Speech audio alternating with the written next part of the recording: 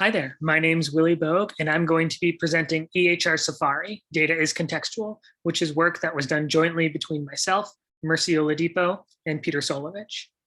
So to motivate things, we begin with a simple question. How fast does the average heart beat? And you could try to answer this in two different ways. Since it's a well-known fact about the world already, you could consult the literature and see what they have to say. Or you could try to answer your question empirically with the data set that you have. In this particular work, we're going to be using Mimic as our electronic health record for this case study.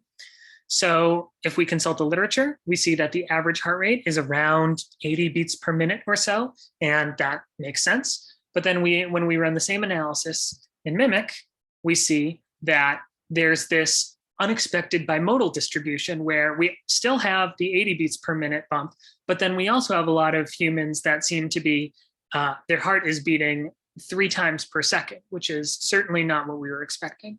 And so when we dig a little deeper, we see that by plotting heart rate against age here in the green, there are a lot of newborn babies whose physiology is just very different from adults. And as a result, their heart is beating very fast. And while we're looking at heart rate versus age, we also see that there are all of these 300-year-old patients. And that is a result of the de-identification process, because it would be too easy to single out patients who are 90 years or older if you didn't group them together. And so looking at this figure, we see there's all sorts of unintuitive and unexpected quirks in your data set that you need to understand in order to be answering questions correctly and meaningfully. And that's what this work is about.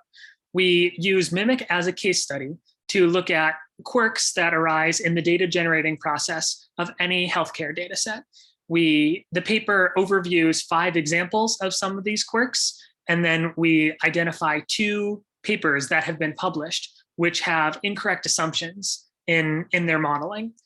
So by overviewing some of these quirks, you'll learn tips and lessons learned, such as how to avoid accidentally quintuple counting the symptoms in your language model, or the importance of talking to someone who understands the labels and the label quality to make sure that you're not accidentally perpetuating racial biases.